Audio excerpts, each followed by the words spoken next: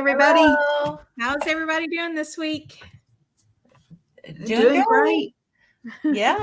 Had a great week, and I think I was so inspired by last week's chapter about sleep that I really worked at it this week. Oh, And yeah. I feel like I have made some major progress. And Awesome. yeah, What did you do? well, tell us what to do. Yes. I mean, I started by making sure I set an alarm just maybe 10 minutes before sunrise so that I could get up. I got dressed, I made my bed, quickly fed the dog, and then I went out and took a walk without my glasses on so that I could get the sun right into my eyes. And I did that. I've done that every single day. And I'm actually getting to sleep now. I'm not having any trouble going to sleep. Oh, wow. And yeah. And I'm getting exercise and I'm getting early morning sun. And so like I thought after reading about how it affects insulin resistance, I just felt really motivated and inspired to really work hard on it this week. And it just didn't take long at all to really make progress. So is your app showing that you're doing better? Yeah. My sleep quality is in like the upper 80s. Oh, good. And yeah, so I have, not that it's absolutely perfect, but it's so much better.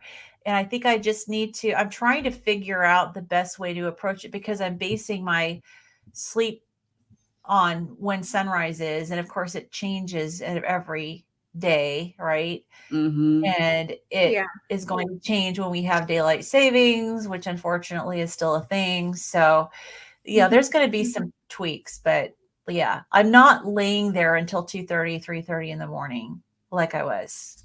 I'm getting to sleep probably within 10 minutes or so of when I lay down. Oh, wow. Oh, that's really good. My problem is getting up in the night. And I think part of that is I was so accustomed to getting up in the night for quite a while. Like because like if the first hint of a sound of the cat barfing would send me straight out of bed, right? And so I was just accustomed to that and I was conditioned to it. And I think partially that's what happens is like I'll wake up and then of course you wake up and it's like, oh man, now I've got to go to the bathroom. And so then I do have one of those lights that has like, it's a touch lamp. And so like if you touch it once, it's very dim. And so that gives me enough light to get to the bathroom. So I'm not turning on bright lights or anything. But yeah, I think that's my problem because I generally don't have a problem going to sleep. And I don't really have a problem with like getting up in the morning, but it's that in the middle of the night thing. Right. That is affecting in the middle of the night. Sorry. Yeah. Well, I found something in my sleep. That's right. Yes.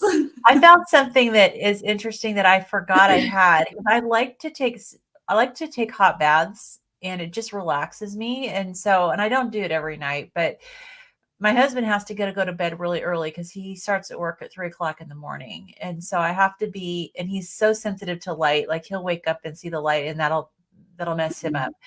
And so it's been a challenge with taking baths and not waking him up because I can't keep the door open because if I close the bathroom door, the dog will scratch at the door and wake him up. Right. And I don't really want to take a bath at night. Right. I don't really want to take a bath in the complete pitch dark either.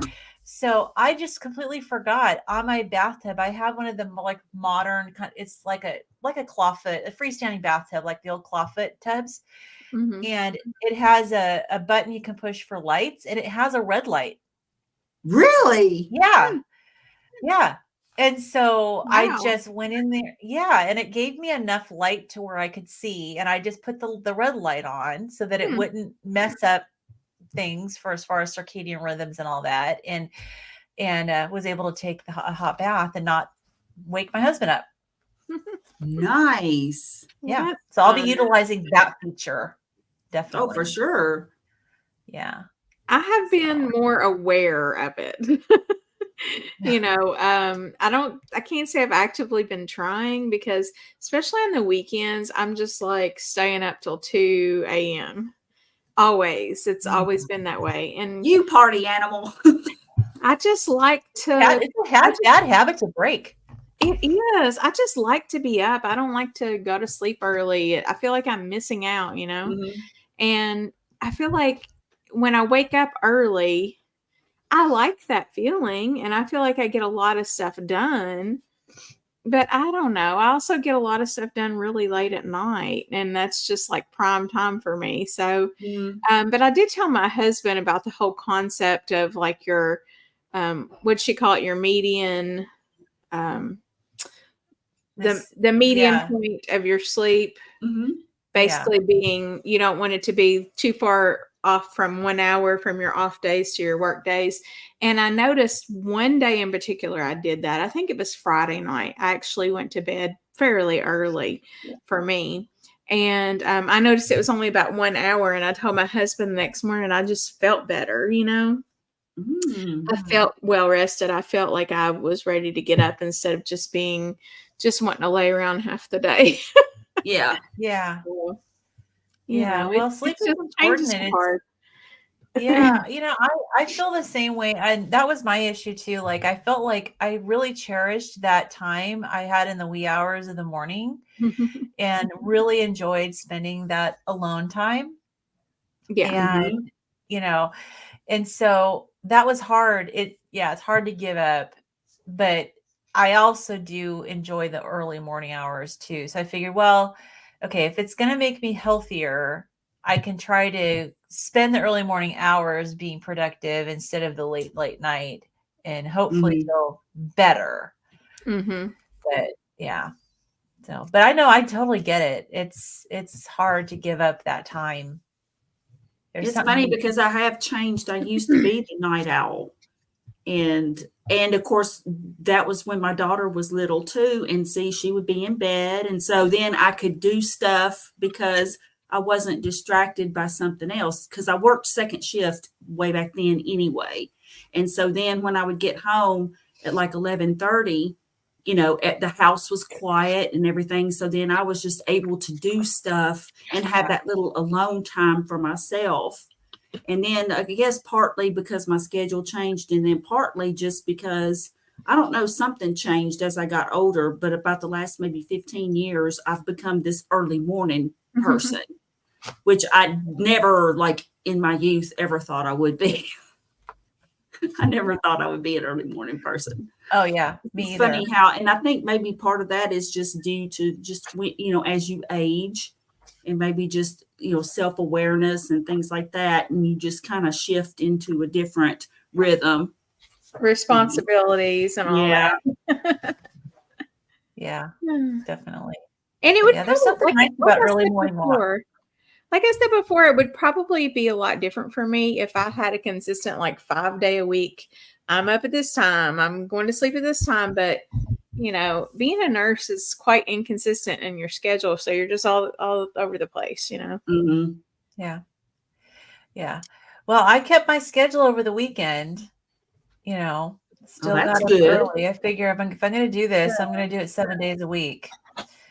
Yeah, And generally my problem is not my schedule because like on the weekends, and it's funny, like somebody will say, "Hey, what you been doing?" I'm like, "Oh, I got up at, 5:30 and I started, gathering up laundry and I was doing," and they're like, "You got up at 5:30? Why? It's the weekend. You need to sleep in." But so I'm pretty good about keeping the same time. Like I said, my problem is just that getting up in the night. And I'm not really Mhm. sure what I thought about possibly wearing earplugs maybe, or maybe even a sleep mask, trying that. Yeah, I've Um, heard a lot of people are doing the earplugs. Or Carrie, since you like music so much, have you ever thought about wearing like earbuds or I mean maybe not earbuds. Like I have some that go kind of around your ear and they just kind of uh-huh. sit right there. So you can turn over on the pillow and it doesn't bother you. And Oh, I'll go to sleep listening to like Dr. Barry. It sounds really weird no, that's not weird. because I'm not like I don't know how much I'm absorbing of it as I'm going to sleep, but it's just comforting to me. It's a familiar voice, and Yeah. he has a comforting voice. So I'll just listen, and then I'll wake up. I might wake up in the middle of the night sometime if I have to go to the bathroom, or like we said before, I just happen to wake up and then I have to go to the bathroom, and it'll be on, I'll be on Eric Westman. Yeah, because it just keeps playing, It just keeps on keeps going. going from Yeah. one video to Or the you next. could do white noise. I mean, there's apps. I mean, if you're Yeah, looking you to could do not that wake too. up, yeah, maybe I have need to a get some white noise. other headphones or something like what you were talking about, Kim, because I do have a couple of meditation things that I've listened to that help you like relax, like you listen to them before you go to sleep. Yeah. And it's a sort of a meditation thing, and then you just go to sleep afterward. But the problem is my headphones, like if I turn or something, like after I've gone to sleep, it wakes me up because it's, it's an obstruction. Yeah. So maybe if I get some other ones and then do that. It's funny. We can talk later, but I actually have my son's over here making a sandwich. If y'all hear some weird noises, I'm not making bodily noises or anything. Anyway, I have an extra pair. I may be able to send you. I mean, I have like 2 identical pair. I did not pay for Oh, it. wow. Yeah. Okay. Anyway, we can talk about it later. Yeah. All right. But you guys want to get started on the book? Yeah. Okay. Good Yeah. energy. All All right, right. chapter 8. Chapter 8. Mm-hmm. What did you guys think about chapter 8 as a whole? As a whole. Lots to talk about. Yeah, and I agree with a large chunk of it. Yeah. I mean, I did find a few little things. I'm like, huh. But overall, we've just become too soft in modern society. I mean, we wouldn't survive. We wouldn't make it. If the poop hit the fan and, the zombie apocalypse happened or whatever, and we had to survive, I mean, we wouldn't make it. Yeah. Or if the grid was just knocked out, Yeah. Yeah. You know what I got to thinking through this? I was just like, I just catch myself daydreaming as I'm listening to this, but I got to thinking like, I wonder if we would actually be happier. And I get this from where I've watched The Walking Dead, and I just loved that show. Uh-huh. I hate zombies, so when the zombies come on the screen, I'm just like, ugh. But the storyline itself is amazing, right? So, and it just makes you realize, like, these people, even though they're going through such a traumatic time, and it was awful, like, in a way, it's like, that's really how it's supposed to be, like you're supposed, not maybe the running thing and all that, but like you're supposed to be out, braving the elements. You're supposed to be going through temperature fluctuations. You're supposed to be, talking to people and be working as a group. And like, there's so many parts of it that I'm like, it would be horrible, but then there would also, maybe it's just me, I like to see the good in things, I agree with you there. Like good on a human level things that come out of stuff, it's just. And then each person, according to their strength, does whatever for the group. Like one logically plots this, and then the other one hunts, and another one cooks, and one of them might sew clothing or something. And there's a natural leader that emerges, it's just wild. Like the different parts of your personality that would bring out, and the different things that would make you, it would force you to do that you are so far removed from right now, that are completely natural things that you should be doing every day, and then just also bringing it down a notch, not all the overstimulation, not all the false, artificial light. And what's always bothered me in my own house is the artificial air. I can't stand it. I'm either too hot or too cold. It feels like in the summer, it just feels so icy cold in here, but then it'll feel stuffy. And so we'll turn it back down. But the reason why is because it's artificial air. It's not, it's artificially cooled. It's not like if you walk outside and there's a cool breeze, You have that mix of the sun with the cool breeze. And anyway, Mhm. I'm just rambling, but No, I totally get it. I get it. I have those kinds of thoughts too. Yeah. It's like it would almost be better to be in that situation, because another thing, as you like not at overcame, first, at no, first not at it would be first, horrible.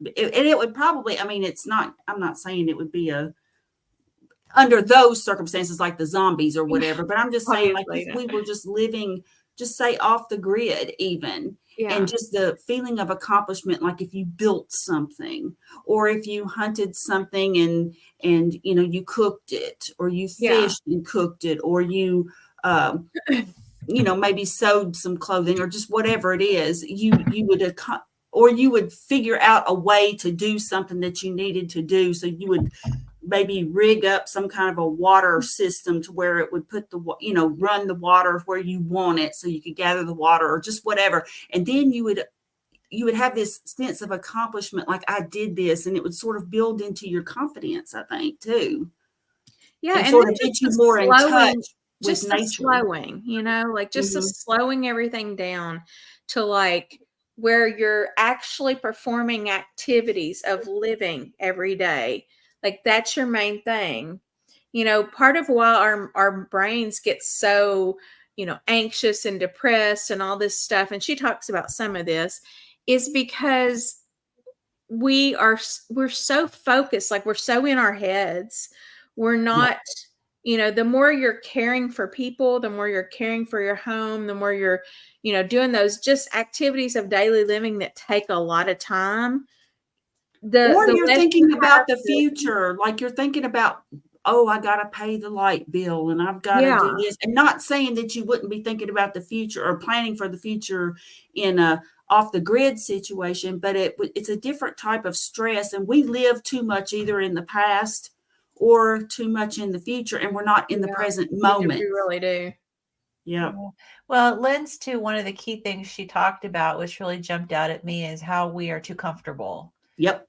And it's like we live in a society now where comfort is equated with being a really good thing, and it's taken a toll on our health.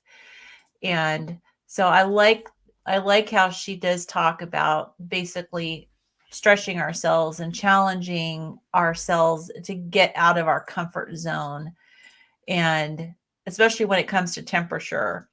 Mm-hmm. Yeah. But anyways, you guys want to start working through the chapter? Yeah. So the chapter is called Replenishing What Modernity Took Away: Movement, Temperature, and Non-Toxic Living. And it was interesting. She said that she read the New York Times article describes sitting for long periods of time as a lethal activity for our health because of increasing metabolic and cardiovascular dysfunction. And then she talks about this, how the effort she went to try to get standing desks for medical Mm-hmm. students when she was in medical school, because here they are training people who are supposed to be learning how to heal, but they're sitting. She said they'd be sitting for like 8 hours a day. They'd have like 10-minute breaks between classes. They could have a meal at the cafe, which served pizza, cheesy pasta, sandwiches, fries, and chips. And that's what these doctors were subjected to day in and day out. Yeah. And so she went actually to try to get the school to add standing desks. They said no. Then she went on a 2-year journey, she said, of a grant-funded, ethics board-approved interventional study of the impact of standing desks in classrooms. She did the whole thing, did a trial with Stanford medical students in 2 years, did this, presented the results, got shot down again. Yeah. That is And I mean, she went through the unbelievable. trouble of gathering data and everything. Like she took 2 years of her life that she Right. was in the hardest part of her life, which was medical school, and did all this stuff. And basically it sounded like just because they had this newly funded new building that was just state of the art and everything, they probably didn't want to disrupt the aesthetics of it. It's what it Yep. sounds Right. like. They had already designed it. And there were no standing desks, but she said the results were clear. Students reported increased alertness, attention, and engagement during the intervention and wanted standing desk options in classrooms, but nope, they did not get it. That's crazy. Like for such a high prestigious organization to basically shoot that down with evidence backing. All I had to do was ask my manager one time for standing desks at the charge station, because I'm one of the charge nurses. And within like a month, I had one. A couple weeks, I had one. Yeah, at my workplace, they were, when we were in the office, they were really good at that. And now I don't have anything like that here at home. I've actually been thinking about doing that, but they were very accommodating when I worked in the office. At my last job, they had a standing desk right now. I'm just sitting down. Yeah. They had standing desks for all of us at my last job because it was outpatient, right? So it's like we did more desk work than you do if you have inpatient. And they had sit to stand desks for everybody. And so that was nice. Of course, when you got orthostatic hypotension, makes it a little more challenging. But it's good. It's good if you don't, for sure.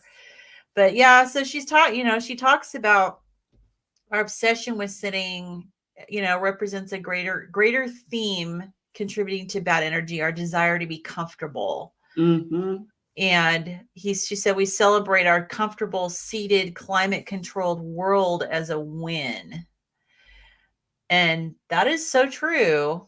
It's so and you know true. what? That's even been just most recently, because I can tell you, like when I was in school, I remember in elementary school, we didn't even have air conditioners. And then they had boilers that they would turn on for the winter time.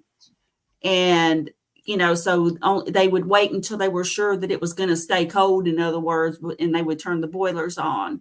Yeah. Like I didn't have air conditioning in my house when I was growing up. I mean, I was a teenager and we got window air conditioners. It was not central heat and air. But while I was growing up, we had, box fans in the window. I mean, that's what we got. And of course, this is a little off subject, but we had honeysuckle growing on the bushes outside my window. And I just remember, having that box fan in the window, and you would hear that hum and you'd feel that breeze coming in and smell that honeysuckle. And to this day, it's a pleasant memory. And I actually do have a box fan in my bedroom. And, when it's, now not when it's 100 degrees, but I mean, I will put it in my window at night and I love it. I love having it. Carrie, that's how I sleep so well every night. Is I went and bought me a box fan. I actually bought it on vacation. I had a ceiling fan in my room, but I bought it on vacation and I loved it so much. I just brought it home, and now we use it every night. And it's kind of, janky, I guess, but I don't care. It helps me sleep. It's loud and it also keeps me from waking up to every little sound in the house. Like if the boys are it's white noise. Yeah. Mm-hmm. Yeah. It's white noise and it circulates the air, which is healthy. Yeah. Yeah. So I love my box fan. I do too. Funny. I remember growing up, we had 2 window unit air conditioners, and I just love that. Like, I don't know, just the sound of them, and it was more connecting with outdoors, because like beside it, you could kind of stick your hand through there. It had these little the little accordion things but they were never quite right. So I mean, we even had a snake that got in our house one time. Oh joy! Oh my gosh, the snake was like, "Yeah, I'm getting in where it's cool." Yeah, we actually had one of those half chandeliers hanging on the wall, and it was it was probably home. What was that? Home interior. Home interior, and so it was like a half chandelier against the wall, right? And it had candles in it. And my dad called me and my cousin in from playing outside, and he said, "Look up there at that candelabra and see if you see anything." And we're just looking, and we're like, what are we supposed to be seeing? And all of a sudden I see this little head move, and I was like, ah! It was all draped on the candelabra. Oh my God. Yeah, I mean, we're in Oh, Kentucky. There aren't a lot of super poisonous snakes, right? Yeah. I think we have like 2 or 3 poisonous ones, but they're not usually the ones that are mostly around the houses and stuff. So it was just like a little garter snake, yeah. something like that. Black snake. I don't know. It wasn't Oh anything my goodness. poisonous. Isn't that something though? But and then just in a generation, now every house is built with central heat and air in it. Yeah. And then we also have the temperature control in our offices and in our cars. I mean, growing up, we had a 440 air conditioner in our car. It was 4 windows, 40 plus miles an hour. I mean, that was our air conditioner. Although in Washington State, there's still homes that are built without air conditioning. Yeah. Wow. That's how I mean, Colorado is too. depends on where you Oh. live. Yeah. Yeah. Milder climates, not everything has air conditioning. The apartment that my daughter and her husband moved into is really new and no air conditioning. They had to get Wow. a window unit, because it can get warm. It can get kind of warm, Where is everybody? Where are all of our people? I keep thinking something's wrong.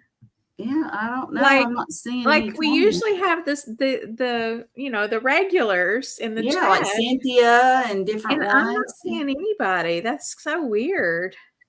I was looking at the lives to see what they could be. Maybe they're in somebody else's live, but I don't know. Maybe they're watching football. I don't know. There must be something going on. Yeah, I know. But I'm like, this is weird. I know it is. Weird. Anyway, they can watch the replay. Yeah. Yeah. Okay, Yeah, definitely. So where do we want to go from here? So most of this chapter, I feel like I agreed on with most of it. Well, I feel like there wasn't a lot that I saw that was different from us because it was mostly about non-nutrition approaches. Mhm. So Yeah. Although I was interested, she said the comment she made on page 211 where she says depression afflicts 75% of domesticated dogs. I kind of was like, really? what? How do we know? What? How do we know that? And so how do you feel? Well, it's probably eating the same crap that we are.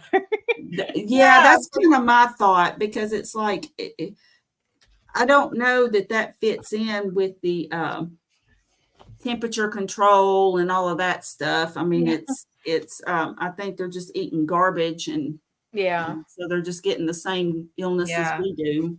But I thought it was interesting that she, so she was talking about how we basically have this luxury life. She says it's ironic that we pay for the luxury of comfort and then are sold solutions to remedy the resulting deficiencies. So that reminds me of like Dr. Like people will like ask a question of Dr. Barry, like on his lives or something like, what do you think about a sauna? And he's like, you don't have to buy a sauna. You know what I'm getting ready to say, Kim. You don't have to buy a sauna. Roll up the window. Go outside. Yes. Yeah, get in your truck, get in your truck and roll up the windows. He says, you'll have you a built-in sauna or go into your attic. And then like the red light, people will ask him about red light therapy too. And he says, oh, I love red light therapy. Get out there in the sun, go outside. Yeah, well, that's why it is ironic. I think most of those red lights they sell are LED anyway. So supposedly that doesn't do anything. Interesting. Well, so it is definitely ironic that we have a life of luxury and then we pay to go to the gym and fitness classes, and do, like I said, sauna, cold plunges, the light therapy, all that, when we just need to go outside. Expose ourselves to the elements. I stopped allowing myself to pay for a gym that I wasn't going to. And I just told myself, look, if you want to work out, there are plenty of opportunities for you to do that, like literally right outside your house. So I refuse to buy another gym membership in my lifetime until I can prove to myself that I'm going to consistently want to exercise every day. Now, have I done that yet? No, but I'm also saving, probably at least $70 a month for a family Yeah. membership we weren't using. Well, it's true. If you won't do it when there's so much you can do in your Yeah, immediate I mean, I've got environment. weights here. There's no reason like it's more what I have found with myself is I like the idea of things, and I will buy things or I will join gyms or do things based on this imaginary life that I have for myself in my head. Aspirational clutter. Yes. Instead of just being realistic and being like, okay, Kim, but are you the kind of person that's like just dying to go get up and work out every morning? No. So until you do become that person, maybe you should just like not.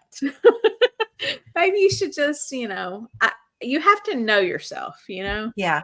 Well, you may be like me. Like I'm not the type that'll be like, okay, I'm going to work out for an hour. Like that's just not me. I don't do that.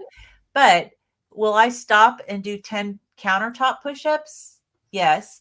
Will I do a wall sit for 30 seconds? Yes. So I'm trying to incorporate more of those little things throughout my day, they'll make a difference and they take minimal effort. And she does talk about, and I've talked about this too, in terms of what I can make work for me, and that's incorporating the movement throughout your day. She says, like, it's good to get some kind of movement. So she was talking about like if you take a chunk of time and go exercise, but then it's found that if you space it out throughout the day and get your movements and reps and whatever in, that it's the consistency. Instead of sitting for like 8 hours and then go working out, maybe if you get up every 30 minutes and go take a walk or like do the push-ups or the squats or whatever it is, for a couple of minutes and then come sit back down, that it's better if you just incorporate it. And it just feels more natural to me when I do that. Yeah. Well, she brought up a couple of studies where they tested that theory. They had people do like the exercise in one chunk versus splitting it up.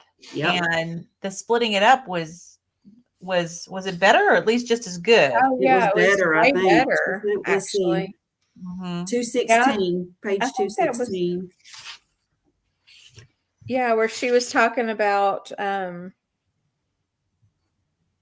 how like if you just do bursts of like sprints for 2 minutes versus running at the end of the day, running for, it was better for your blood sugar, and that was one of the most fascinating parts of this whole chapter was where she was talking about how your muscles in your your muscles in general, I guess, but like your calf muscles really use a lot of glucose. So like if you'll go for a quick sprint or, a walk or whatever after you eat, that will take up a lot of that glucose out of your bloodstream, and it doesn't even need insulin to do so. I was shocked. I was like, how did I miss that? Right. I didn't realize that. No. She said type 2 diabetics can actually be just like normal people they can burn off their glucose without even needing the insulin, just like a normal person. That was shocking. So I'm thinking that was definitely shocking. Exercise is looking more and more like something I need to be doing. Well, and maybe you just need to do it like the little bits, find little things, easy things you can do. And like I'm thinking like after I eat, maybe going on a little walk or going and doing some stairs at work or, just something like a quick burst of energy exercise. Yeah. Now, just something, even like she said, the HIIT workouts are actually really effective and you don't have to exert too much. It's hard when you're used to avoiding exercise, Yeah. I've got my fitness challenge I do with Lindy, from Australia. Yeah. Yeah. And we have our check-ins every week that we do, but we're doing a one that I'm really liking right now. And we pick someone's YouTube channel and then we just kind of do their fitness videos. The ones now you might like, Kim, because they're they're so doable. And it's called Yes to Next with a number 2, Yes to Next. And the lady who runs it, her name is April, and she does it with her 83-year-old mother. And Oh, wow. so and her mother's adorable and funny. And their big, huge, fat cat is always coming into the picture. But she's got like over 400,000 subscribers. Like she's actually trained. And she focuses on people who are beginners, out of shape, or seniors. And her exercises are usually not too long and they're very doable. So it might be something worth checking out. I just subscribed to her. So we like her so much because we've been doing our like 4-week increments of every 4 weeks. We'll try a new channel and we like her so much. We're continuing on with her for the next 4 weeks. Are you doing this live? We're doing our weekly updates live. Oh, okay. Because there are, and I know this, like you can do this on YouTube too, obviously, but there are a lot of people on different social media platforms, not going to name any specifically, but some that I might hang out on a lot. And they do like, they'll do vibration plate, they'll do their trampoline, and they'll do like a workout. So you can kind of have a mirror person to do it with, because sometimes it's fun having a friend there, and you could get like 2, 3 people, however many, and do that on live even. That'd be cool. That's true. Yeah. Hadn't even thought about doing something like that. But I mean, it's like if you need accountability, you need someone to kind of come along and be motivating. That's really a good idea. Yeah. So yeah, but so it's been helpful, just having that accountability with Lindy has been really helpful. And yeah, I imagine. And both of us have so out of shape, after. Yeah, I've got my trusty hula hoop over here. So I do that. Like sometimes I'll just stop and then I might run downstairs. And of course, that's another thing. Like I don't use the restroom upstairs. Instead, I go downstairs. And then I might get some water, and then I come upstairs, and then I might work for a little bit, and then I'll get my hula hoop for a minute or so, and I'm here with my computer so I can see if something comes up that I need to do, but I'll get my hula hoop, and I'll put it down, and then I might run back down the stairs again, use bathroom, get my water. So I'm trying to incorporate movement and stuff. And then I've got that dumbbell. I'm not as inclined to use it. I do sometimes, but my hula hoop is my main go-to just to get some extra activity. That sounds like a good one. So Cheryl said, I'm here listening in as I knit. Oh, Cheryl, you should teach us how to knit. I crochet. I crochet all the time. I know how to crochet, but I haven't in years. I haven't either. Me and my friend Tanya got into crocheting because of her great aunt, and we did for a little while. But I mean, that was like when we were teenagers, and I haven't done it in forever. Yeah, my mom. I crochet almost every day. I'm crocheting something, so I get it. Yeah, well, I'm a crochet fanatic. I want to get better at knitting. I can knit a little bit, but I'm definitely the only thing I hate about crochet stuff is like I can't have anything in my house that's not washable. With 4 boys, 3 dogs. You can wash crochet stuff. I know, but it just doesn't come out the same on the other side. Like, is there a trick? Because it depends on the yarn. It depends on the yarn. You got to follow every yarn has in washing instructions. So you just have to follow the washing instructions. And there are yarns that you don't. It just hardens it. Like, you know what I'm saying? I washed my son's baby blanket that my mom made, and it just like hardens it kind of. I can't describe it. I mean, it's still a blanket, but it just makes it kind of feel scratchy instead of soft. Yeah, it might be the type of material, the type of yarn. You have to, because there's yarns that you really shouldn't wash, and then there's other yarns that are fine to wash. Yeah. So it might have been just the type of yarn. So because a lot of yarns that are meant to be washed, washing them will actually make them softer. So it was probably the wrong kind of yarn. So Cheryl said she worked nights most of her career from 1975 until retirement. Wow. She's learning more and more while her body is a mess. Oh, Yeah. yeah. Yeah, they Definitely. say that the whole shift work thing, especially nights, like graveyard shift, Yeah. really does mess you up. Yeah. It really does. I Well, had to get off of it. It was just I did it for years, then I went back and then I went to day shift, then I went back to nights. I did it like 3 different times. And I finally told my friend, I said, if I ever try to go back to night shift, can you please just punch me right in the face? Because it would hurt less than the way my body feels. It's Yeah. awful. well, it's interesting. I like the fact that she says muscle contraction is miraculous medicine. And of course, it's because of what it does with your mitochondria. But then in page 215, she says research increasingly shows that muscle is an anti-inflammatory hormone secreting organ. It releases myokines, immune modulating proteins into the blood that limit the inflammatory process.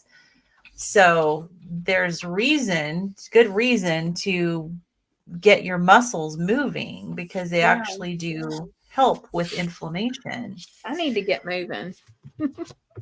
Yeah, well, she talked about the Apple Watch, and how it gives you an alarm once an hour, just to get up and do something. And so it's Yeah. good to, yeah, Of it's course, I good like to to, do a lot of stuff that's not necessarily like something I would think of as exercise, but like for example, yesterday for probably 2 to 3 hours, I was outside cutting all my trees up to where they're more than 6 foot from the ground, because we have these huge trees in our yard. And that Mhm. involved me with a pair of hedge clippers on a ladder, that's up and down the exercise. ladder, That's exercise. and like I said, we have 3 huge trees. So, and our lot is probably half an acre. So it's like I was just like moving the ladder, picking the ladder up. I mean, I get Mhm. plenty of exercise, but mine's mostly from working. Well, that's exercise. And I try to Yeah. do a lot of squatting too, because I think I learned that was really healthy. It's a very good indicator of health if you're able to squat. And if you're not able to squat, to try to start squatting for, just short periods of time, and then work your way up and then work your way up to even kind of doing a little duck walk, as uncomfortable as that is. Mhm. I mean, I can stay down there for a long time, but I still don't like to do that duck walk. But it is a really good indicator of, health, and it can just help your balance, and then your hips, especially as women, sometimes our hips, I feel like they get just real tight, Yeah.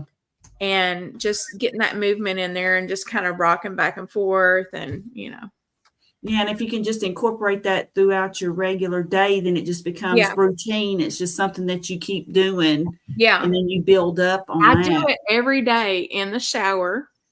I know it's a weird place to do it, right? Hey, whatever works, But right? it's gotten to be part of my routine. So I do it every day in the shower. I do it every day at work, emptying Foley catheters. Instead of just bending over at the waist, I squat down and I'll just Mhm. sit there for a while. And especially if my patient's unconscious and they're not paying attention anyway, I might stay down there for a while. Yeah. Oh my goodness. Yeah. But I haven't tried doing too much squatting. Like I'll try, just some squats, but not staying down. Like last time I've tried to do those, I can't. Like I fall over. Like Well, I'll hold go on to again. something, Lynn. Hold on to something, because I've got a bed right there Oh, in front of me. I can hold on to it if I need to. yeah. Or Yeah, I and think it'd that's be okay if why, I hold like, I on. wouldn't recommend it in the shower because things are slippery, and I don't want you guys hurting Yeah, yourselves. I but get a but concussion you have probably. the side of the bathtub, you know. But don't Yeah. hurt yourself, please. Well, But like what I'll do is care. there, against the wall, I've got an open wall, and then I can like go against the wall, and then you slide down it until your legs are out, like where you look like a chair, Yeah. and then see Yeah. how long you can hold it. And I Yeah. do I those a think lot. I think that's harder than squatting down Yeah, I do Oh, it's those because a hard. lot. that involves your core, like, I mean, really And engaging your your core. legs. Oh yeah, I've been doing some wall sits, and yeah, it really engages all your leg muscles. So Yeah. Mm-hmm. yeah, it's really good. But yeah, so she definitely talks a lot about the benefits of exercise. So makes me want to get moving for Yeah, me sure, too. Me too. and help that mitochondria. And she says a single exercise session can increase insulin sensitivity for at least 16 hours. Mm-hmm. Wow, So, that is quite impressive. And so yeah. then if you actually do it throughout the day, I imagine that those benefits would just kind of carry over Yeah. then. Yeah. Yeah. I would think so. So I want to read this because it was just something that kind of brought this point home. But she says, let's see here. What page are you on? I want to read the 3 movement patterns that she was talking about. Okay, so your daily movement I'm on page 216. Okay. Your daily movement doesn't need to be hard to be effective, but it needs to be frequent. A study of 11 participants completed 4 movement regimens. The first was no exercise. The second one was 20 minutes of jogging before breakfast, lunch, and dinner. The third was 20 minutes of jogging after breakfast, lunch, and dinner. And the fourth one was short spurts of jogging for just 3 minutes every half hour through the day. Mm-hmm. All 3 movement patterns added up to 60 total minutes of jogging per day. But the results showed something fascinating. The short 3-minute bursts of jogging every half hour significantly reduced post-meal glucose spikes compared to the longer pre- and post-meal jogs. You Mm-hmm. don't need to jog to see this effect. Walking works too. A study of 70 healthy, normal weight adults looked at 3 similar scenarios. 1, sitting for 9 hours. 2, walking for 30-minute period once a day, then sitting. 3, regular activity breaks of walking for 1 minute and 40 seconds. Walking for 1 minute and 40 seconds every 30 minutes. While both activity groups walked a grand total of 30 minutes per day, the study showed that the people who took the short walks every 30 minutes had the lowest post-meal glucose peaks and insulin levels. Here's an analogy to drive that point home. If your body needs about 90 ounces of water per day for optimal function, it wouldn't make sense to chug it all in 30 minutes and not drink the rest of the day. Sipping the 90 ounces throughout the day would obviously be much better. Same with movement. So basically, this is very encouraging for me because Yeah. I am somebody who's always thought I don't have time for a 1 hour workout in my day. But do I have time to, as she said, use your Apple Watch reminders where, it tells you to stand up and stuff like that. And I think you can program that stuff. I don't know. I've Mm-hmm. never tried it, but, and I actually turned mine off, but it may be helpful to have that. So like if I'm sitting at my desk, every 30 minutes I can get up and walk around the unit, Mm-hmm. something like that just to actually help. And then after meals to make it a conscious effort to get a little bit of walking in. Yeah. Yeah, that is encouraging that the little bits of activity throughout the day, which, like I said, I think for me, other than my morning walks, for me, incorporating it throughout the day, I'm much more likely to do it than I am Mhm. to schedule a block of time later Yeah, for to do sure. it. Yeah, definitely. Well, and I have an extra like a resistance band that's just in a drawer next to where we sit and watch TV. And so Mhm. it's really easy to just pull that out and, stand up and do some, you know, exercise with the resistance band. Yeah. So, little things. I'm Well, finding that that's what's helping me is just adding little things. and you know what else I like to do? And I'm actually doing it right now. Anytime I'm sitting for a long period of time, I'm doing it. I do like these point my toes and go up back, and then I'll Oh kind yeah. of do these little leg lifts and just I do stuff like that all the time.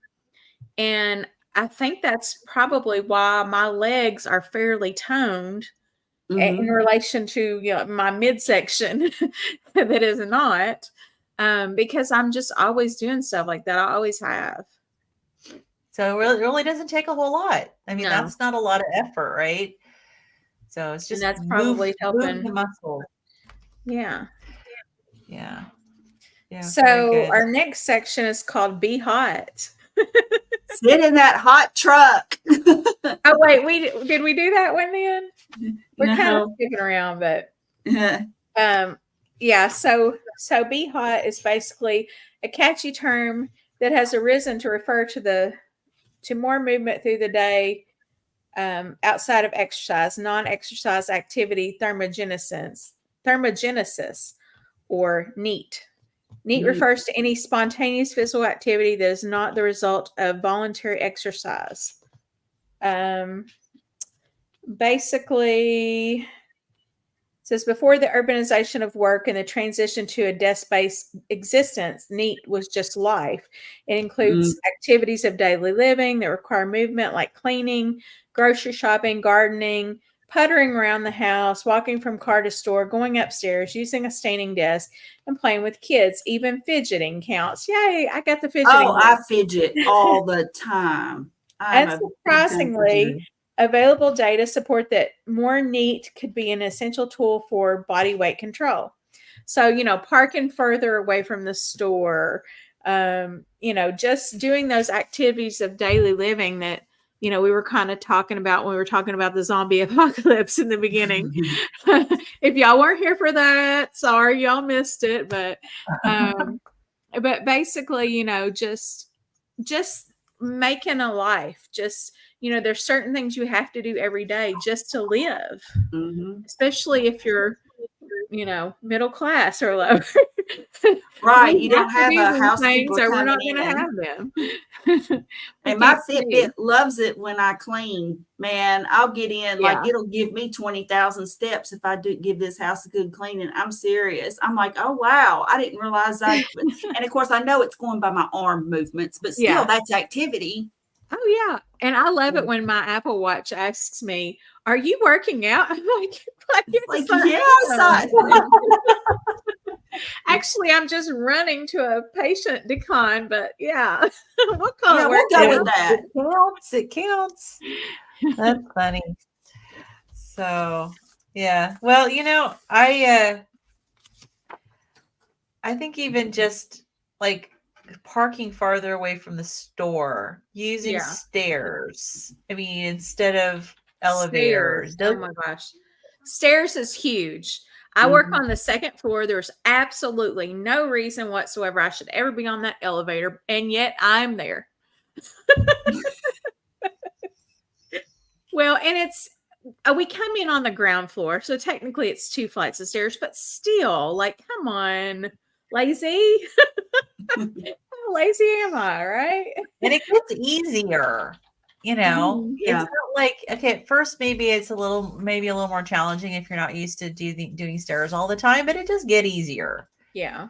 So I know one of the doctors that I worked with, he was known when he was doing his work in the hospital, like all of our GI doctors, they took turns at the local hospital, visiting taking care of the GI patients, inpatients stuff. And he was known for never using the elevator. Mhm. And I think the hospital was like 9 stories. Oh, wow. And so whenever we'd have a new nurse that we'd hire, they would usually shadow one of the doctors at the hospital, and we would have to Oh. warn them. We have to warn them, if you're going to shadow this doctor, you're going to be, doing stairs. Although he would say, okay, meet me on this floor, right? So you didn't necessarily have to, but he would go up 9 floors if he needed to. I would be humiliated by the end of that. Oh my I'm God. just saying, after about 4 flights, I'm so out of breath that I can't even talk to the person that I'm with. It's really embarrassing. Yeah. Yeah. Well, and he You was work very on it. slender and, there's absolutely no way I would have been one of those that But would be that's like, I such will a meet good you one floor That's up. such a good way, though, to get in some serious exercise during your day, Yeah. just your normal day.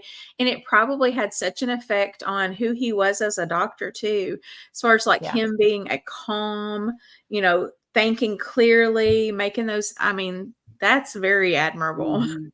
Oh, yeah. Yeah. He was one of our most loved doctors. He's just the most kind and pleasant and, very calming. Absolutely. Yeah. So, yeah. So I guess take stairs. Yep. But, Okay. So next section's called Marketing Over Science. Anybody want to Mhm. take this one? Well, I mean, it's funny because she's talking about there's a lot of confusion about the right form of movement and exercise, and that it's just overwhelming for people because you're just told, do this. No, don't do that. Well, don't do this until you do that. And just, and so then she talks about that it fuels an $800 billion global fitness economy. Think about that. All the money that wow. we're spent. And that doctor, for example, he got all that fitness in for nothing. For Right. free. Now, I mean, Yeah. granted, he wasn't lifting, but I mean, it still involves strength. I mean, you have to have strength in your legs to do that many stairs. Oh, Yeah. yeah. Absolutely. And So you think know, about how we he's have getting all stuff. that natural fitness in, just incorporating it into his day. Whereas so many people, like you were talking about, Kim, about the gym membership, and I did the same thing. I had a gym membership, and finally I canceled it because I was like, I'm not going, and it's a waste of money. You buy it thinking you're going to do it, and I spent the money, or I'm, spending the money, so I'll Yeah. do it. And yeah, that's not how it works. No, and most people that have gym memberships don't go. That's why the gyms are profitable. Mhm. And yeah, she says in this section, only 28% of Americans meet the basic guidelines for physical activity. And as I've been listening to more about like this, Casey and Callie Means were at the Senate hearings for health, and Mhm. there's so much talk now about helping to improve the health of Americans. And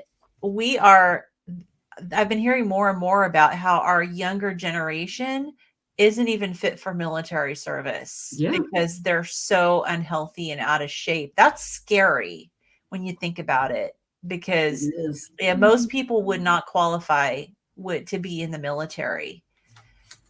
And yeah, I mean, Kim, you were in the military. So, I mean, can you imagine? Like, I mean, and I was into sports. I was in good, fairly good shape when I went in at 19. But I still, like, it was still challenging for me. And I had been a cheerleader. I ran cross country. I played softball. Like, I was in a lot of physical activity, Mhm. so I yeah. don't know. So we've been raising a sedentary generation of kids that, yeah, that is scary to think of. So, Yeah, so not only are they sedentary, but then they don't have that community like we used to have, like where you have, like, I don't know if y'all saw recently, Dr. Berry had the thing about free range kids, but Oh, I basically, saw that. Oh my God. and I'm just like, I saw they that. call them, I mean, that's how I raised my kids, but we lived on like a Yeah, but farm. you probably lived out in the country, not in the We city. did. These And people then that when I want grew to live in up, the of city, course, that's asking for. yeah, when I was growing up, we lived in a subdivision, but I mean, it was like, well, like, I don't know if y'all have ever seen that movie, The Sandlot, but you know how the group of kids, they would go to the ballpark or to We that have abandoned that. lot. Yeah. Yes, I love that movie. And they would go to the abandoned lot to play baseball. And, the kids would just like, they would just go and play.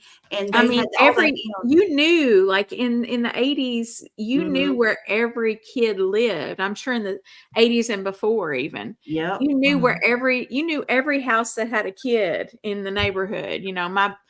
I lived out in the country, but my babysitter's neighborhood, she had a neighborhood kind of like that where literally if a kid didn't come outside and play, we were like, what's What's wrong wrong with with them? them? Like, Yeah, where's so and They so? maybe they're in trouble.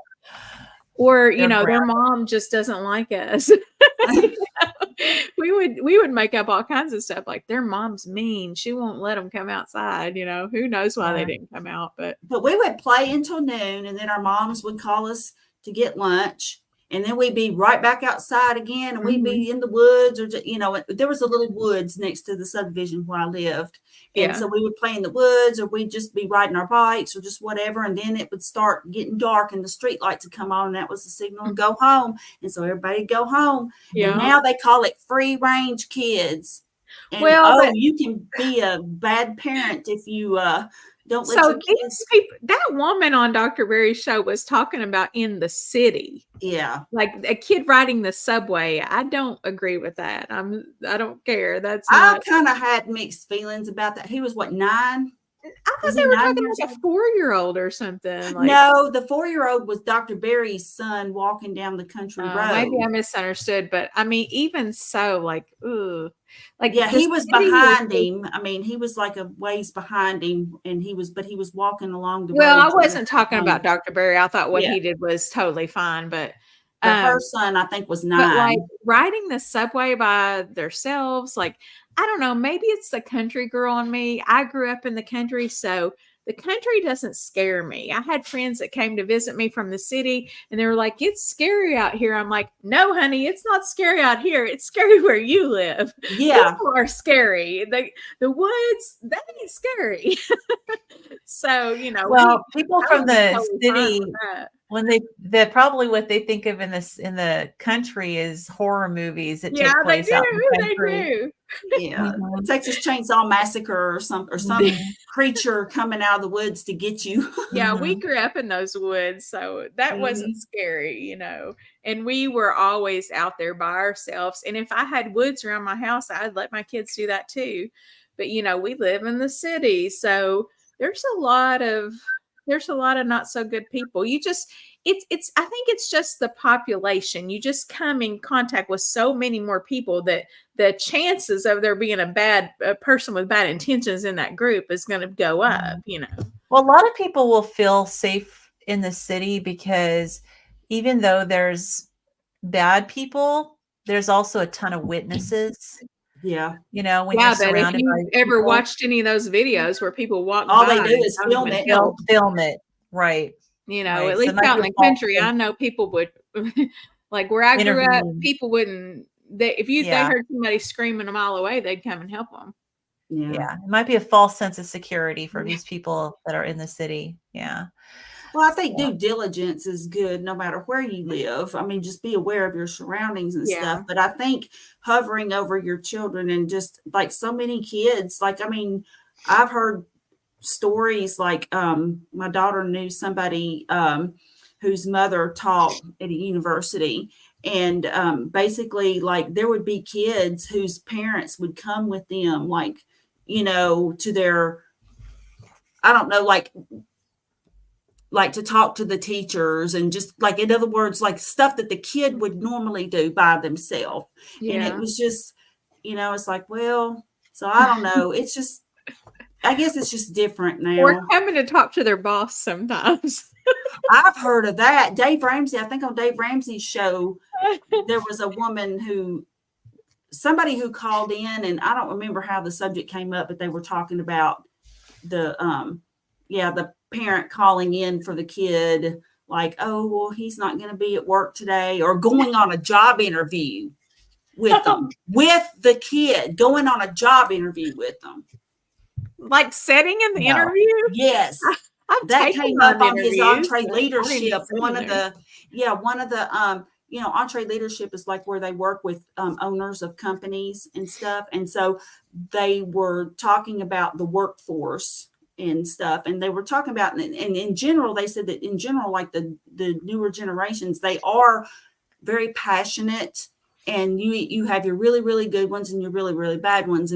But one of the explanations was one guy wanted to know how to handle if somebody brought and he thought he misheard them at first. And he was like, you mean they brought their parent? And it was yes, they brought their mother with them to the job interview. And this is somebody who graduated from college it's not like it was a kid going on their first job interview ever to work at Burger King, Mhm. So we have a generation that's physically soft and emotionally soft as Yeah. well. But we're the parents, right? Exactly. So So, I I mean, it's don't kind it entirely agree with the emotionally soft part, because these kids can take some stuff online that like would hurt my feelings as a Gen Xer. Well, online, they're completely different. But in real world situations, some of them are just like they can't function. And there's some that are like Carrie said, some are amazing. I mean, yeah. there's Yeah, some I think amazing young it's people out I there. just hate to generalize, like, Hmm. I don't fit the Gen X stereotype, that everybody always talks about. And I don't feel like my kids fit the whole, Gen Z, and I don't know What about is the Gen Gen Alpha. X? I'm a Gen X. I'm one of the first Gen So people X's. are always talking about how we just don't care about anything, and we'll hurt your feelings, and we're not gonna be soft and stuff, and we're not gonna care about your feelings. And I'm like, I'm not like that at all. I'm a very No. like Not like that I'm a very either. caring person, and I do get my feelings hurt, and Mhm. I'm not that person. Like, they try to act like everybody was just neglected as children as Gen X, and it was a different time, and parenting was definitely different, but like I was not neglected by any means, Mm-mm. you know. Well, Yeah. no, I guess that falls into the free range kids. I mean, if you look at people now and then they look at how we were raised, they're just stunned. They just think neglect, Well, and I and think that our Gen X, the Gen X's were considered to be like we're like focused on work and put work above family hmm, and like really driven and stuff and from that respect. See, But I see that with more like baby boomer. yeah, To me, yeah, that's more I baby do. boomer. Like Gen Yeah. Xers, we work kind of just like most of our parents were at work. So, because that We're the started the latchkey period. generation. Yeah, like that started the period of time where like most of the women were working along, their husbands and them were both working. So like we're latchkey kids, and Yeah. I saw some of that, but then my mom also hired a babysitter that I went to, every day when I was younger. So it wasn't like I was coming home by myself at an inappropriate age. right.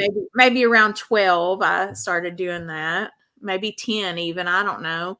But like it wasn't every single day. And, I feel like, I mean, there was a lot of time for me to roam and wander when my mom really didn't know where I was at. So that was a little different, but it's not like she would have said, "Oh, yeah, that's perfectly fine for you to do that." She probably would have been like, "You did what?" You went where? There just weren't any cell phones or trackers on us. Right. Right. Yeah. I mean, like for Absolutely. me, I think it was like I favored the boomers in that I've got this work ethic that's just like, I mean, it's like I don't call out. I mean, I have to be like dying, and I don't know why that is, but I don't call out of work unless I just absolutely can't go for some reason. So, and my kids have that same work ethic, and my brother does, but it's not that I would ever like if my kids needed me. I mean, obviously, I would, when they were little, I mean, it's like that's it. Mhm. And if they needed me now, like when my mother went in the hospital, I didn't put work over my family. I was like, my mother's in the hospital and I stayed with her for 3 weeks, sleeping Yeah. on the little couch thing. So I think it's a combination. I think the Gen Xers kind of had a combination of both. Yeah. We have a work And I ethic. mean, Gen X is such a broad, Yeah. like the top of Gen X is when? I mean, 65, I I was think. born in 75, and I'm not even the, bottom of I Gen think X. Yeah, it because I was goes born in from like 66. I think I'm 64, like in the first. 65 to like I mean, that's such a 83. huge range. Yeah. Like, Yeah. I don't Well, even the think that, generations of like 20 years, right? yeah, it's So, like we really don't have a lot in common either. Like, I don't have a lot in common with people with a lot of people, that are at the other end of Gen X. Yeah. Like, it's just, we grew up experiencing different things, especially with technology and stuff. Technology was just bursting on the scene, right? And so a lot of those people were more teenagers. I was like a younger kid, and it's just different. Yeah. But anyway, Yeah. generalizing people never works anyway. No, it doesn't. But it's just No. kind of weird that, about the whole, like, for example, the whole movement and just stuff like the gym memberships, all of that stuff, when you could just do it for free. I mean, I think if you could find some way to incorporate it in, it's just we've gotten kind of backwards. And then And all of us have, not just the kids, like the adults. Oh yeah, it's all of us. The we whole don't go out as society. much as like our parents did, even. Yep. Right. And I don't even think our parents really exercised. I mean, I think probably Gen X was kind of the first, because like the whole "let's get physical" and all that stuff that came out in the 80s. You know, I mean, I don't really think like my parents didn't. They didn't. Oh, my parents didn't at all. My parents didn't exercise. They were slender. But see, they didn't have to exercise. I mean, I don't mean that. I mean, their parents didn't have to exercise. Like my grandparents, they didn't have to exercise. They were out working on the farm. Yep. They were constantly. They were getting exercise, and they weren't exposed. Life was exercise. Obviously, I don't think we're going to make it to the toxin part of the chapter today, but they weren't exposed to all these toxins that we've been exposed to through our life. So I think they have a better chance of being healthy when they don't have all the environmental toxins. But she did talk about the 10,000 steps per day. And I'm glad that she ended up like keeping it simple, saying like start with 7,000 a day, which I can't even get to 7,000 a day. But I wanted to go over the list that she says it helps. So she said simply walking about 10,000 steps per day as compared to lower amounts is associated with the following. So a 50% lower dementia risk, 50 to 70% lower risk of premature death, 44% lower risk of getting type 2 diabetes, 31% or more lower risk of obesity, and significant reductions in cancer occurrence, major depression, gastric reflux, and sleep apnea. And then she says 0 medications or surgery can do for chronic disease prevention what walking about 10,000 steps a day can do. Despite this, physicians rarely prescribe exercise to patients. If a medication could slash Alzheimer's risk by 50%, it would be front page news and prescribed to every patient. But this drug does exist. It's walking.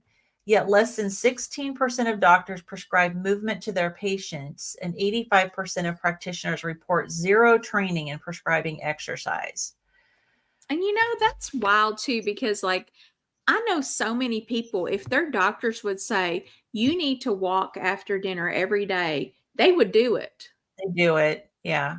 Because a lot of people, especially the older generation, take everything their doctor says as gospel. So, I mean, I remember my grandfather, his doctor told him he needed to walk. This man didn't walk ever.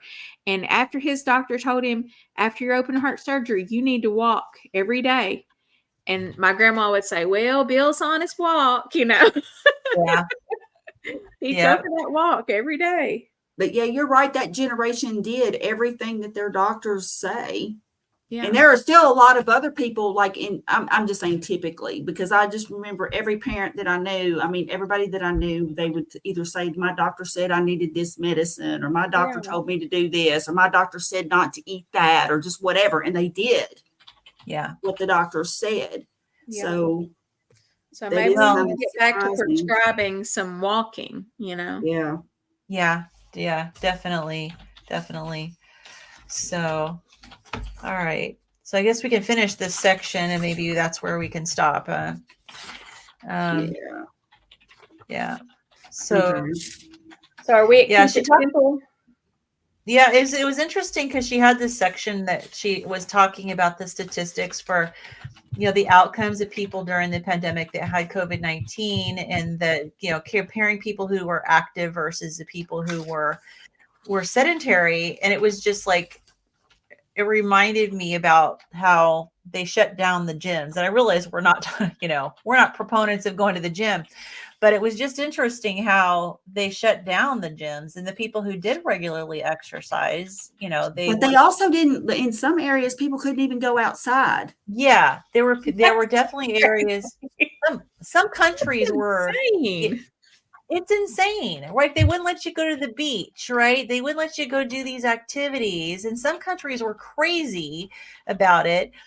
But this was like, and there was actually data showing that people who did exercise had better outcomes. So this just goes to Mhm. show how ridiculous that our medical system can be. Yeah. So get fresh air. Of course. Yeah, fresh air and movement would do just wonders. Mm-hmm. I mean, and especially if, even though like you couldn't see your friends, like if you couldn't congregate, at least if you could get outside and walk and, like you said, get some fresh air and just, that movement, get your blood pumping, it would just really Yeah. do a lot for your mental health, because a Yeah. lot of people suffered mentally through all that too. Oh, yeah. Well, it was interesting. She said, so researchers, the people who were actually doing the research, Mhm. made recommendations to urgently pursue preventative avenues to strengthen the mitochondria for best COVID outcomes, with the leading recommendation being exercise, in addition to fresh foods, breathing practices, and general preventive medicine practices. None of this science made it into public health recommendations or any formal guidelines. That's Yeah. shameful, really. It is shameful. Yeah, it is shameful. So, And I'm sure they thought, oh, this is a dire situation. We don't have time for all that. No, nobody's going to do that. I'm sure that's what they were thinking. But like, that's the whole reason why our doctors don't give us nutritional advice. And aside from not really having that much nutrition education themselves, but that's the whole reason they don't give it to us, is because like there's this culture of, oh, people are just too stupid to do it. People or are they not won't going to do do it. it. They People won't just do won't it. They do won't do it. it. That Oh, yeah, people you're are right. and that's the Yeah, same, everyone like wants a pill. they should give the recommendations, and then, also in addition to whatever they're going to implement, Well, past trends show that people will do what the so-called experts say. Like, for example, eating according to the food pyramid. Yeah. People did that. They did it. Yeah. And during COVID, they followed instructions. Yeah. They Oh, wore yeah. the masks. They Everybody stayed followed 6 feet apart. instructions. They did. People followed instructions. They gave up cigarettes. When the Mhm. Surgeon General determined that cigarettes, caused cancer and were dangerous to your health, people stopped smoking. Yeah. So society as a whole, you're going to have people who won't, but Yeah. society as a whole will follow the guidelines. But the problem is they give the wrong guidelines, and then they accuse the people of not doing it. Or Right. they don't, like you said, they give the wrong guide. Like they don't give science-based guidelines. Like they Right. have evidence Right. for this stuff, and yet they just poo-poo it as, oh, well, that's not really going to help us out here. I understand to a certain extent, but we should receive both. We should receive all of the available information. Right. And if the research shows that there's it's benefiting people and it's helping outcomes, and they won't include that in the recommendations, then yeah, that's shame on them. And just that. for somebody to stress to us, because even as a registered nurse, I did not believe that it was possible for food to totally change your health status. I didn't believe it because I had never been exposed to that. Mhm. Right. And just for them to tell people, look, whatever diet you follow, if you'll just make sure that it's good, clean foods that aren't sprayed with tons of pesticides, of course that would go against their whole things that they're allowing. Then they'd have to address that they're allowing that to happen, right? And that Yeah. all food is not organic. But, if they would just tell you, like, eat real whole foods, it will go a long way. It'll help your metabolic state. That will help you, your body defends against these viruses and bacteria. I mean, people would listen, they Yeah. everybody might not listen. Everybody might not do it, but a lot of people would, because people want to do the right thing. Well, they don't want to be sick. People Yeah. want to get healthy. They want to lose weight. They want to do whatever it takes to look better, feel better. And so they do what the typical advice is, and then they might lose weight for a while, and they might feel better for a while, and then the wheels fall off, and then they go back to the doctor or whatever, and they either haven't lost weight, or they lost very little, or maybe even gained a little bit, and they're like, but I did what you said, and the doctor's thinking, no, you didn't, until they come across their own personal story, like what Dr. Berry did, when he realized, he started doing what the advice was and realized it didn't work. And the good news is there are a lot of doctors now who are coming out and saying, I followed this advice and it doesn't work. And I actually did the opposite, and I have lost weight, and I have reversed my diabetes. Yeah. And so you that's what it's going to take. Like, you almost need a medical education to figure out what the right thing is. Mm-hmm. Like, we look at how much the three of us together have studied this stuff for years. And we still sometimes think, am I doing the right thing? Like, it's complex. It's complex, it's very complicated. And, if we could get the doctors who actually have the biochemistry under their belt, and the scientists that have biochemistry, if we could get them to actually, do this stuff on themselves and make recommendations to the people, that would be better than what we have now, which is, a lot of stuff that's not based on science at all. Mm-hmm. Yeah, definitely. So, all right. Well, looks like this is going to be a two-parter, huh? Yeah. So, yeah, but that's all right. Yeah, that's a good chapter. It's very. I mean, there's a lot of information just about the toxins in here. Mm-hmm. I almost think that it's like we could cover that. It'd take a week to cover all those toxins. Yeah, which that's sad in itself that there's so many. Yeah. And so we have a break. So next Sunday is the Sunday we're not going to be meeting. So we're going to be picking things up in 2 weeks. Because I will be at Keto Palooza. Wow, lucky you. I'll probably be home by that point. Carrie, if you can get you a ticket, I've got another bed in my hotel room. I will let you sleep there for free. Oh man, that would be awesome. If you can just snag you a ticket. I bet you there's somebody out there selling one. Somebody might be. I wonder if it's like the scalpers and it's like $2,000 for a ticket or something. Well, I don't know. I'll see if I can find one. You never know. Listen, I promise you, I will share my room with you. I think I got 2 queen beds. I don't know what. I got 2 beds of some sort. And, that would be fun. That would be so fun. But if not most likely it won't be this year, but next year, I want us to plan something together. I do too. And we can because like you said that you were in that same hotel as where it's held, right, Kim? This year I am. Last year I wasn't. And that was a little scary. Yeah. I want to be in that same. That's why I want to get mine early, and it just slipped past me. And then by the time I was like, oh man, I can't get a room there. Well, there's a big event going on 4th of July of next year.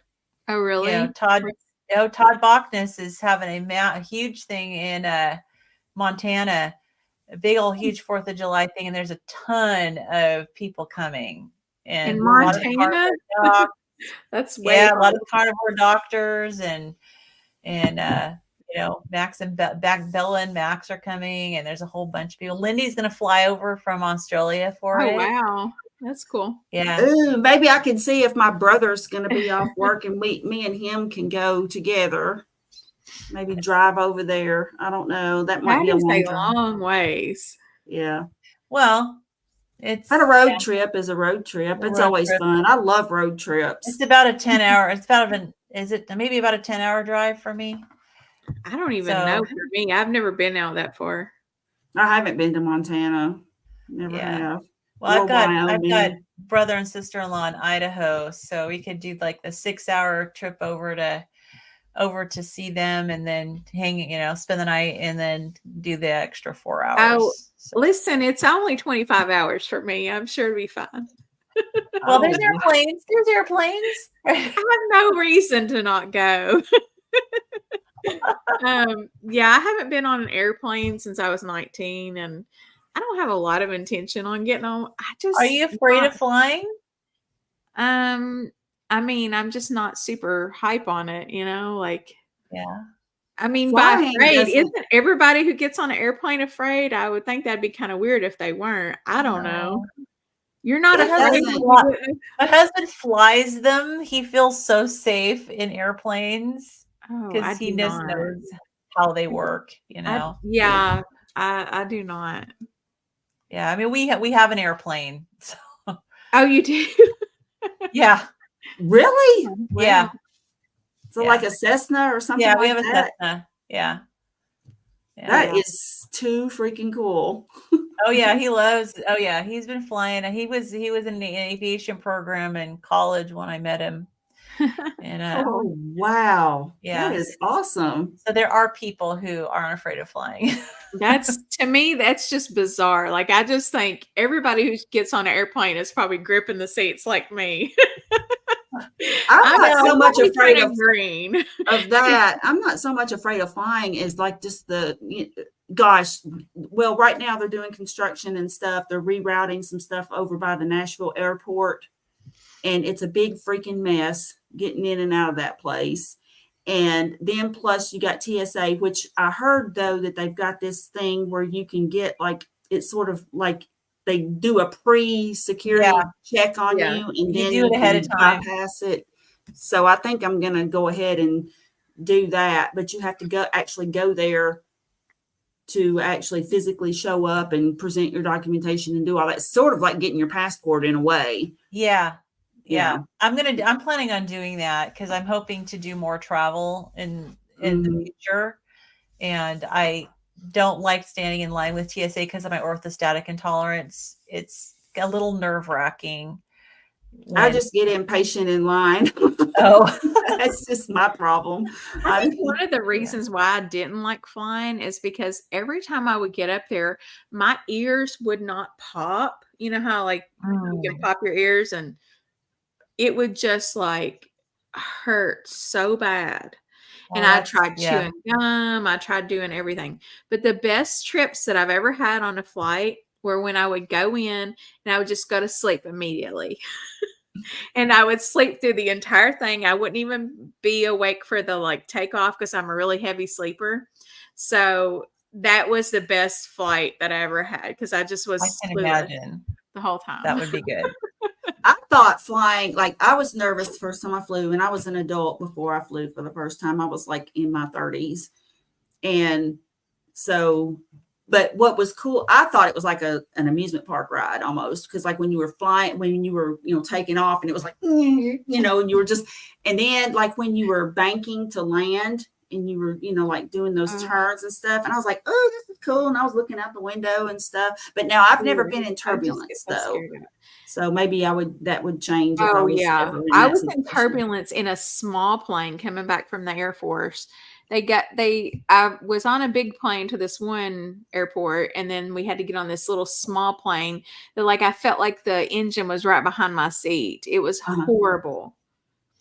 And it was scary, and I just felt awful. And then, so we were supposed to fly to Jamaica for our honeymoon, and we got married in 2001. So we got married in December, and 9/11 had just happened 3 months before. So of course, all of our plans at that point were just canceled. And so I haven't flown since then. So It's been about probably 15 years at least since I've flown. yeah. Just, Well, yeah. maybe you guys need to take it on as a challenge. I know. I need to just do it. And a part of me can just go thinks, oh, it's going to be a pain in places. the butt. But yeah. So Cynthia's here. She said her dad always had planes and helicopters, flew everywhere. That's nice. oh, wow. My dad actually flew an ultralight. Y'all know what an ultralight plane is? Yeah. It's like a glider with a motor. My Oh, dad wow. actually flew one of those. We had one of those at my house. Oh, wow. But, I mean, I didn't go up in it or anything, but Wow. yeah, Cool. my dad loved flying, and my husband, he's had a lot of hours in, and his dad used to own a plane. I think it was a Cessna, but or not a Cessna, but whatever the hell it was. Sorry. Whatever. What was that plane you were talking about, Leon, that your husband has? Well, he has a Cessna. Is it a Cessna? I don't know. I don't know about planes, but anyway, his dad owned a plane. Cessnas are common. And so he like took so many flight lessons, you know. I've heard that once people hear people me get, talk about it, he's going to correct me, I'm sure. I've heard that once people get that bug, though, the flying bug, like it's addictive, and they just want to fly all the time, and they're obsessed with it. I can vouch for that. that's My true. husband has named his airplane, and I call it it's the other woman. The You other know? one. It's great. Yeah, that's what I've heard. That's what I understand. And I mean, you just get that bug, and that's it. You're obsessed. Okay, Yeah. so I've been corrected. It was a Cessna 182, whatever that is. Oh, nice. Ah, Yeah, nice. And then what was the other one? The last plane was a Piper Archer 2. Piper Archer 2 was the last plane. There was more than one, evidently. Well, There were 4. Oh yeah, that's the thing. These guys who buy their airplanes, it's like you said, it's an obsession, and it does not go away. yeah. Awesome. Okay. All right, well, we're going to get off here, guys. We'll see you guys in 2 weeks. Yeah. Well, we're going to be here for our Keto Study Club. Are we going to do our Keto Study Club on Thursday, or are you going to be traveling, Kim? Yeah, I'll probably be good for that. Yeah, because that'll be Thursday evening. I'm not going to leave till Friday. So Okay. Okay. So we'll see you Thursday. Yeah, unless something comes up, but I'm pretty sure I'll be good for Thursday. Yeah, well, just let us know. Okay. All All right, guys. Well, we'll see you soon. Join us in 2 weeks. Bye. Yeah, thanks for being here, everybody. Thanks, guys. Bye. Bye.